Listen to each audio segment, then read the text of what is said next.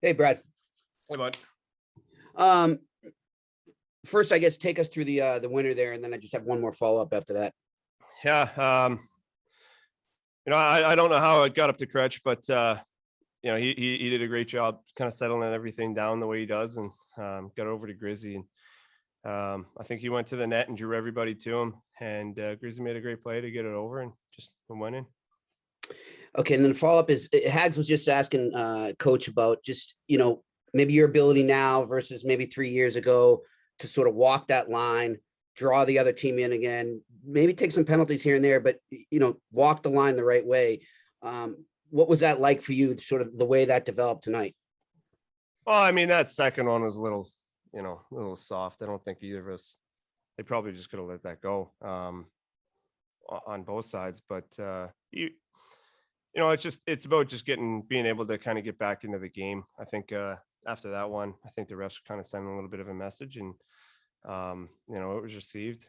And obviously Bergie in situations like that will grab me and kind of reel me back in like he did. And that's just part of it. I mean, we're obviously on the biggest stage right now, and got to stay out of the box and in these games. So, I got to do a little bit better job there than I did tonight. Tara Sullivan. Sorry, could I just follow on that? What did Bergie do in that instance? I'm watching on TV, so I didn't really see it. And I did want to just ask you, when you score that quickly in overtime and you're just like straight into the locker room, can you even describe what a great feeling that is to just leave no doubt, boom, you guys get to go back to Boston now? Yeah, I mean, it's a good feeling to go back 1-1. We obviously went through it last game, and it's tough to lose in overtime. It hurts. You battle back, especially the way we did tonight. We just seem to have it a little bit more tonight than we did last game. So it's good to get the win. Obviously, they're hard games.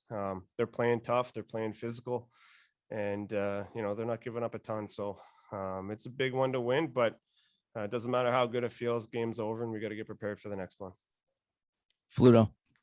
Their top line probably not as noisy as they were in game one.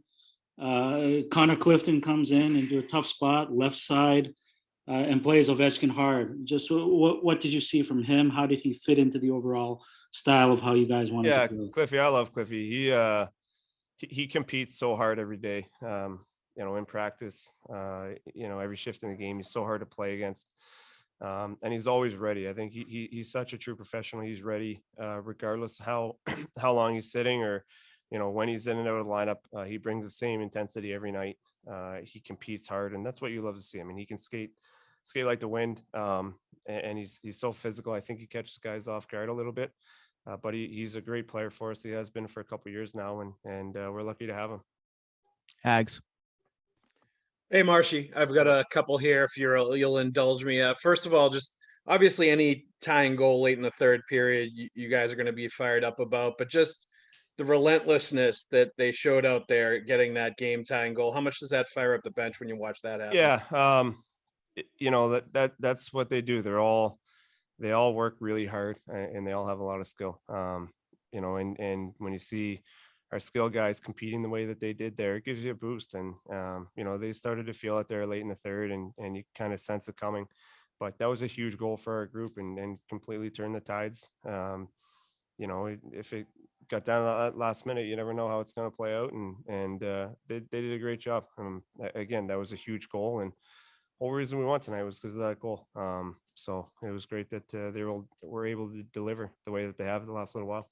And Butchie mentioned after the game, he said, you kind of didn't start on time tonight, but you were going to drag the team into the fight, just the attitude that you had and the way that you were playing. How much do you sort of pride yourself on being a guy that's going to drag the rest of the team into the fight if you've sensed that, maybe you didn't start on time like this?